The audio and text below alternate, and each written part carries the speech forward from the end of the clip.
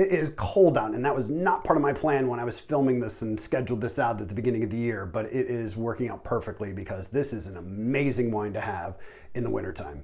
And in this week's tip of the week, I'm going to share with you what is probably my all-time favorite tip in terms of gifting wine to someone else. All of that coming up next.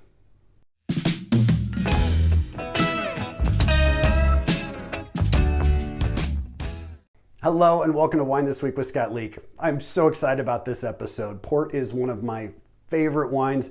It is not one I consume that often, not one you should consume that often, and it's really not one that's consumed in general by the public all that often. It's fairly misunderstood. People think of it as a dessert wine. A lot of people are like, no, I don't drink sweet wines. But man, this is something different and special, and I encourage you to try port. There's a lot of different types of port, and we'll get to that in just a second, but let's talk about what it is. First of all, port, as the name might give away, is from Portugal. There's plenty of other types of dessert wine that are very similar, made in the same style, but if it's not from port, usually in the Douro region, if it's not from Portugal, it can't be called port. Same thing, like you can't really have sparkling wine anywhere other than champagne for it to be called champagne. So port is a dessert wine, called a dessert wine, sometimes because it's very sweet, sometimes because it goes well with desserts because it can hold up to the sweetness of dessert. Sometimes when you have something really sweet, it actually makes the other aspects of a wine a little bit more amplified, such as the alcohol and the tannins, and so it kind of suppresses the fruit. You need something sweet to hold up to the sweetness of a dessert, and that's why port and other dessert wines have that moniker. Now, port is made in a unique style. It's almost like champagne in that there's this extra step involved where they add grape spirits to the wine that is going to boost the alcohol. And by boosting the alcohol to a certain level, it actually stops fermentation. Yeast will actually die. It drowns in its own alcohol if the alcohol level gets so high, which is why you never really see red wines above 15.5 or 16%. Once it gets above that level, the yeast actually starts to drown and die in the alcohol. So by adding this grape spirit, which is at a higher alcohol level, while the wine is still fermenting, not all the sugar from the grapes gets consumed by the yeast, thus leaving more sweetness and the higher alcohol because of the grape spirit that was added in the first place. This was done originally because it helped the port last longer when they shipped it off, from Portugal and shipped it around the world. It helped preserve it and last longer, and boy, does it preserve it well. One of the great things about port that's often unknown is that you can open one of these bottles and you can leave it in a nice environment like this for a good month probably before it's going to go bad. I wouldn't leave it out on the counter, but if you leave it in a cool, dark environment, ports can last a long time, which is great because you don't want to drink very much. You're usually drinking them at like a 2-ounce sitting at a time. So that's why they also come in half bottles like this one here as well. There's 4 different types of ports to know, and I'm going to go through 3 of them here today, and I'll talk about them a little each as I start to taste them. Today we are tasting 3 different ports. There's actually 4 different styles of ports. I'm going to talk about all 4, but we're going to sample all 3. I'll try to make this fairly quick going through each one. The first one is Ruby Port, and Ruby Port is the youngest. It's the most easy to consume. It's the most easy to find. It's made every single vintage, and it is made generally in very large oak casks. You can age it a little bit because it's a fortified wine. It's got some longevity to it, but it is the most simple. It is usually the least expensive. And when I said it's made every single vintage, some vintages like this is a 1977, it's the year I was born, that's why I happen to have one. Actually, I have a couple.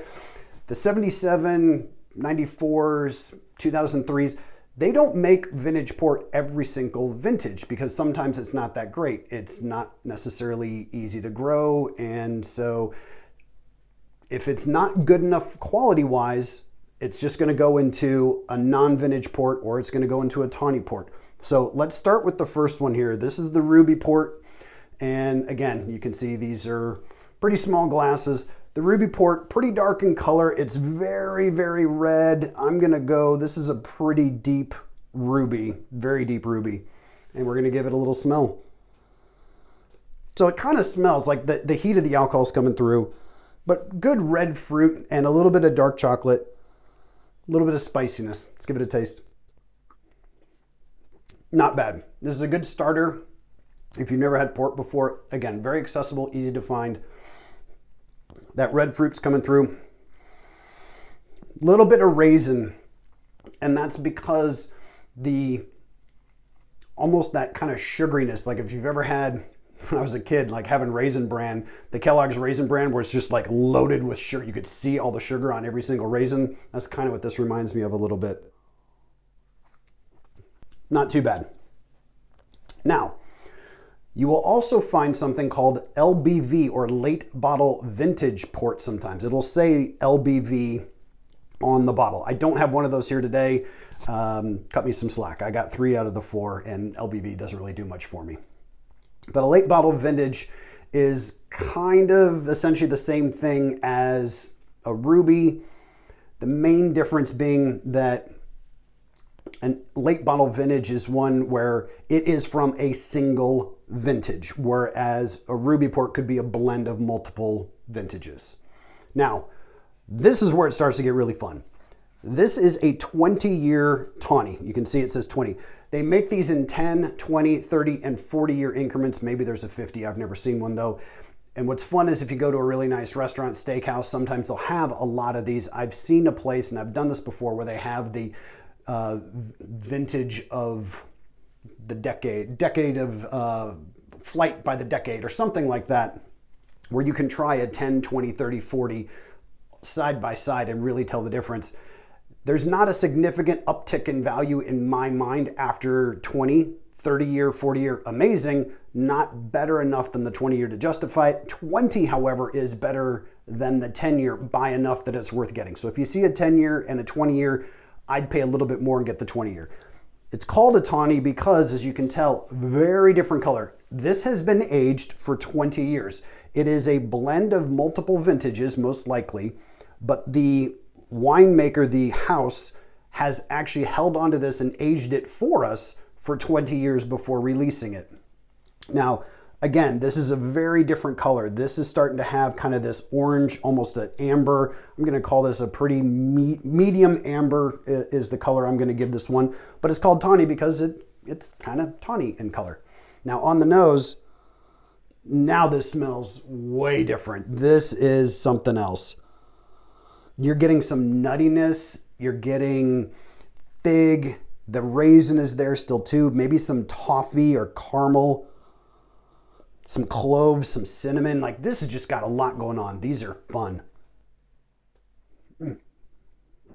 Mouthfeel on this is awesome as well. Great viscosity. Oh, that finish. This is even better 10 seconds later than it was when I first swallowed it. This is so good. Strong on the caramel. I'd say that kind of fig is certainly there too, more like a dried fig. Butterscotch I'm getting on this. These are sweet wines. They definitely are sweet. These are not dry wines, but alcohol's high. I think the average on these is probably around 18. This one's 20%. This one doesn't say anywhere that I can find it, but yeah, these are all pretty high alcohol. And again, that's why you have the little glasses. Now, vintage port. I'm not actually drinking the 77. I do have a 1994 in here. So this is still, what is that? Somebody help me with my math. 28 years old. So pretty old. It is still going to be incredibly young. I had a 77 a couple years ago, and I thought to myself, there is still so much fruit. This has got so much life. I probably won't open this until my 50th birthday. Now, vintage port. Again, single vintage. They made this. These were grapes grown in 1977. They got aged for a little while. Then they've been sitting in the bottle ever since. This is actually a little bit muted. There's not as much coming through. The tawny right now, better on the nose than the vintage. Yeah, kind of muted, but definitely some dark fruits coming through. That kind of quintessential raisin. Maybe it's more of a prune this time. And yeah, just a little bit of kind of a caramel smell coming through. Let's give it a taste. Not as much body on it as the Twany Port. Quite honestly, not even as enjoyable. And again, partly because these wines can age for so long, this 94 isn't ready. It is 28 years old, and this thing has a long way to go to really get into its peak. It's good, it's enjoyable. I'm gonna finish it, but compared to the Tawny, the 20-year Tawny, that has so much more going on. I want a creme brulee with that, or like a nice cheesecake. There's so many different things. Yeah, this would be more maybe a chocolate lava cake or something like that. Again, it's good. More dark fruits than red fruits, dried fruits, a little bit of that caramel, a little bit of spice. I'm not even getting any oak coming through, but it's good. I'm not complaining by any means. The funny thing is, one of my favorite memories about vintage port, quick little story side note, so go ahead and fast forward if this is going to bore you. But at my wedding reception, my best man, Mark, love you, brother, was mouthing off to my dad about how vintage port was overrated, wasn't that good. And so my dad went down and grabbed one and opened it up, and Mark has never made that comment since, as far as I know. So vintage port can really be good, but it's got to be aged well. It's not one that you want to drink right away. So there you go. 3 different styles of port out of the 4. Late bottle vintage, the only one I didn't have here. For the money, if you want to drink something right now, Twany Port's the way to go. In the tip of the week, I'm going to talk about what makes a vintage port one of the best gifts ever. All right, so a lot of times people like giving wine as a gift, but here is the best wine gift you can ever give anyone, in my opinion. Not something you're able to do right when someone has a kid born, because vintage port isn't going to be out until a couple years after the kid is born. But if you happen to have someone you know, care about, love, want to suck up to, whatever it may be, if you know someone who has a kid that was born in a year that got declared a vintage in port, which on average is like every 2 to 3 years, 3 years probably a little bit more common, find them a vintage port of a wine made in the year that their kid was born. I was fortunate enough, 2 of my 3 daughters were born in years that were declared vintage port. 2007 for my oldest and 2011 for my youngest. My other daughter, born in 2009, happened to be a phenomenal year for Bordeaux and Sauternes, so we've got a couple of those for her. But I am so excited about these because, again, like I was just talking about with that 1994, it's 28 years old and it's not quite ready to drink. That 1977 of mine, I will drink on my 50th birthday. I had one on my 40th birthday. It was amazing.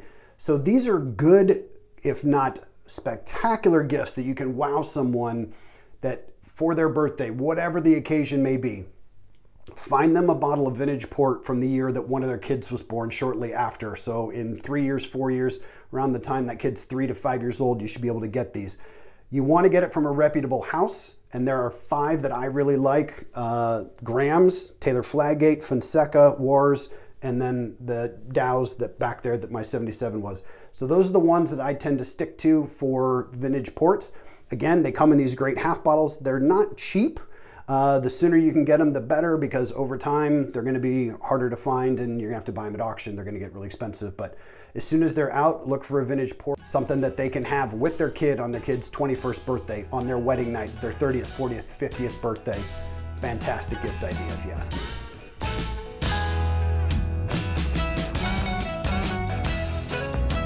Thanks for watching another episode of Wine This Week. I hope you enjoyed it. Join me next week as we move on to a really fun one that I think everyone's going to enjoy, Prosecco. We're going to learn how it's different from champagne, cava, and sparkling wine from California. It is made in a very different style, and I'm excited to share that with you. Until then, keep trying new wines, and as always, cheers.